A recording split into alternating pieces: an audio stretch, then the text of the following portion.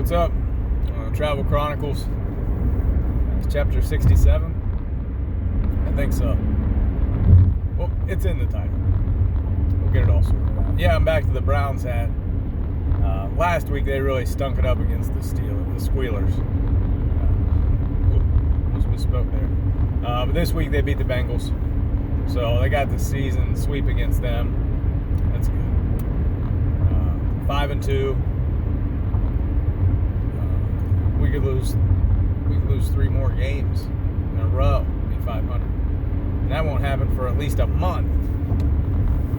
But I don't think it'll happen because they got a pretty favorable schedule coming up.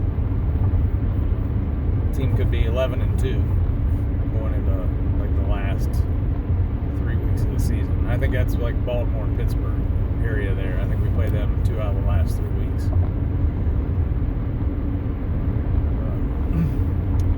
This weekend, we had the last district race.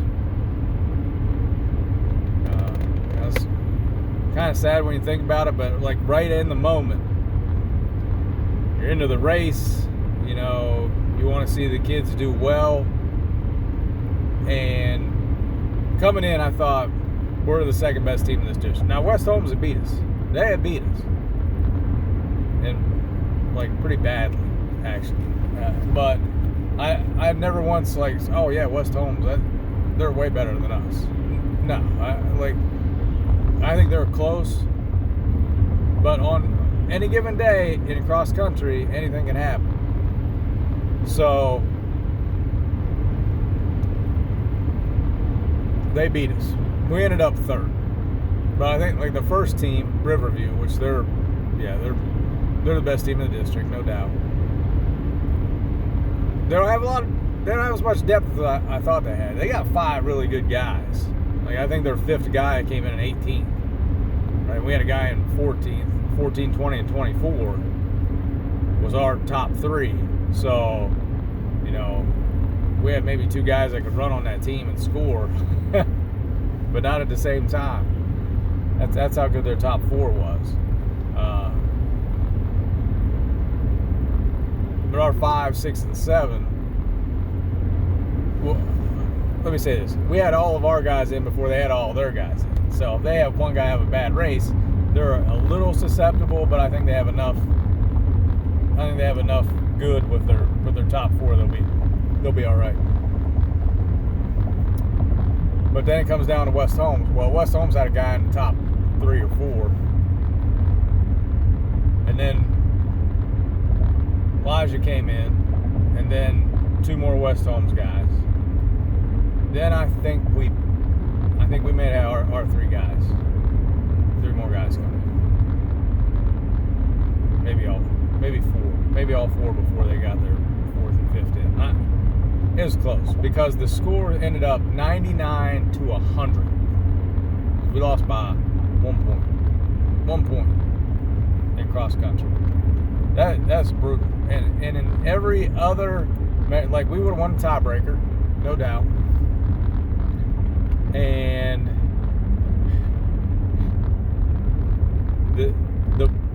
when you're talking about a point, you're talking about one position. So if we could have made up one position, we would have won the tiebreaker. That's all we needed was 1 more spot. Well, Elijah was .07 behind his guy. And I can't remember if it was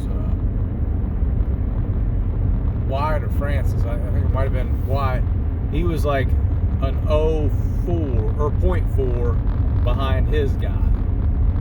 And our number 5 guy, Alex, he ended up like 0.3 of a second behind his guy. So, any one of those guys runs not even a half a second faster, you get second place in the district. 3 guys, a half a second. In Elijah's case, it's a 1/10 of a second, right? To a kid that he's been battling back and forth with now recently. He's kind of kicked it in gear. A guy that I just, sophomore season, just happened to rescue on the course. When he turned his ankle or shattered his ankle right in front. I'm not even sure exactly what happened. I did have to leave him, but it was like a little baby bird. I just picked up and nursed him back to health, and now he's competing against my son. I don't know what I did. It's my fault. Is it my fault they lost district? No, it's not. It's the kids, 100%. Three guys, less than a second. Any of them, you get hardware. But if they want to have a chance at state, if they would have been there, sitting there celebrating, second place at district, and all right, now we've achieved everything we've ever wanted, I think they still want that state meet. This has been a really good team. It's been fun to watch.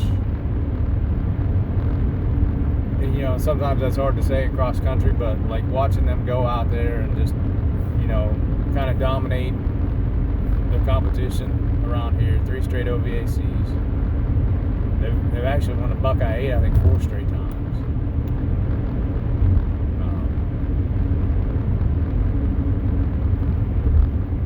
Regional qualifier team the last 3 years. They've just been an excellent team. In the OVCCL, I think they've won it like 3 or 4 years in a row. Belmont County champs. I'm pretty sure that's 4 years. So, they've swept through everything. They've done as much as they could around here in the area that we live. The only thing they haven't been able to do is prove it like in the state, at the state level. So to get to the state, that's the top 20 teams in the state are the ones that are running in that meet, in the final race. And our region gets to send 7. Well, looked at the rankings last week, so we get home. I got to take Faith to her homecoming stuff. They didn't really have a homecoming thing because of the pandemic, but she did get dressed up with her friends and went over and took pictures, and they went out to eat, and then they stayed at a cabin. So probably a super spreader event for sure, but volleyball season's over. Now they're moving into basketball. I don't know, it's a huge concern. But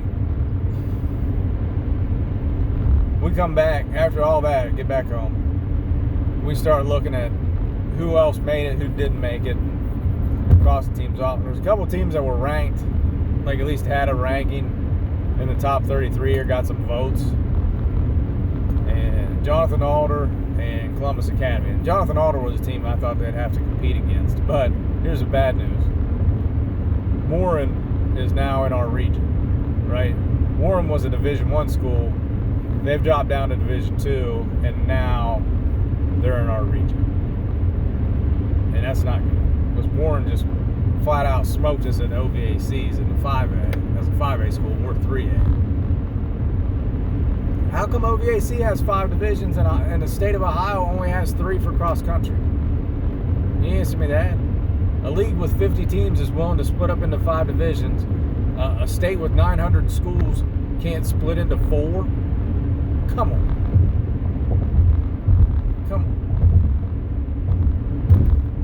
It's so ridiculous. I swear we're the only state with the population that we have that only runs 3 divisions in cross country. And it's so hard.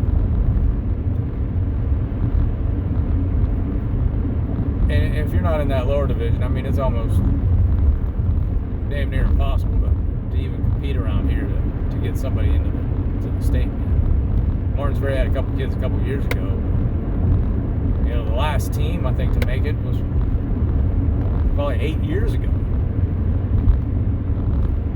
We haven't had a team in the top 20 in the state in 8 years from our whole area. And I'm not counting Riverview and John Glenn and Minerva. I'm not counting those teams. I'm just saying from that OVAC area. But we started looking at the rankings and the teams that made it. See, those teams didn't make it. See, Warren did make it. So now you're looking at where can you get in? And I'd still say 6 of the spots are spoken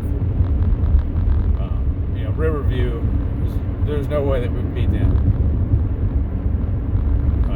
You got Unioto, Heath. There's 3. We're not beating Warren. That's 4. Right? And that's not to say that Warren wouldn't lose to somebody else either, but in that where they qualified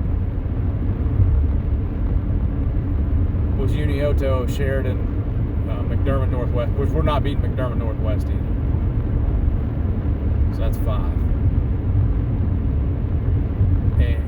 And the one that qualified where Heath does, I would say Bexley is probably, are they the second or third best? Spot spoken for from Bexley. So I think out of that southeast you got Unioto, Warren, and McDermott Northwest. Those 3 spots are spoken for. Right, Riverview spoken for. Heath, Bexley, and I say Bexley because Bexley was like the number 8 team last year, and they got like 4 out of 6 or 7 guys coming back, or 6 out of 7, something. And I don't think any of the guys coming back scored less than like a 60, but it just happened to be they don't have like a dude. But that's the team that's going to make it, in my opinion. Because I think they're going to be fired up, and I think they've got the experience. I think they're going to do well.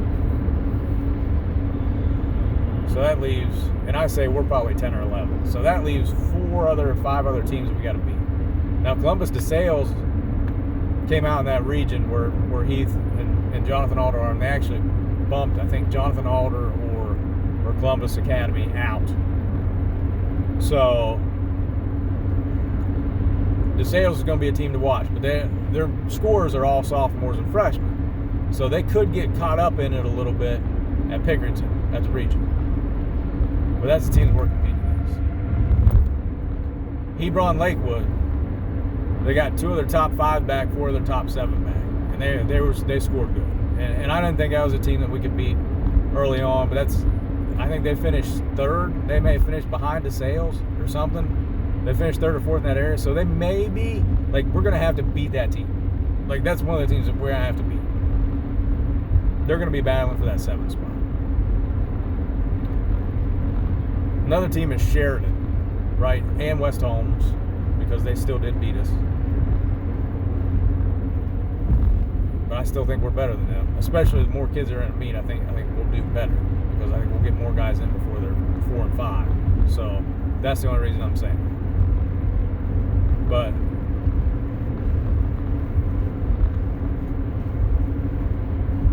Sheridan has a guy that's going to win this race. Right? If he doesn't win the race, he's going to be in the top 3. I'll put it that way, because he won it as a sophomore. I think he finished 2nd last year as a junior to a kid from Heath, who's a senior, is gone. But this year, I don't know that there's anybody else in the region that can beat him. So Sheridan's going to have a guy that wins. They got another good guy too that could run in the top 30, and then the rest of their dudes are freshmen. The rest of their scorers are freshmen. So those freshmen get caught up in it. I mean, like, because it's a different race. Like, of all the races you run, OVAC is highly competitive because you're running against large schools there. You got a bunch of 5A schools that you're running against with good teams, with really good runners, and it's a mass of humanity. And a lot of guys go out fast because they're that good. But at Pickerington, it's a different level because, this one you've got, to qualify for state, you probably almost have to run sub 17. So you're going to have 30 guys go out running, sub 17 splits really early in this race. And that moves, the next 30 guys are going to be running, 17:30, 17:40 splits, which is fast in cross country. So then the question becomes,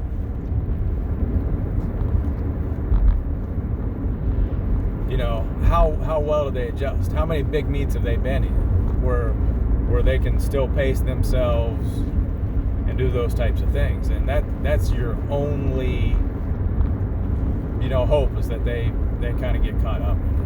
So,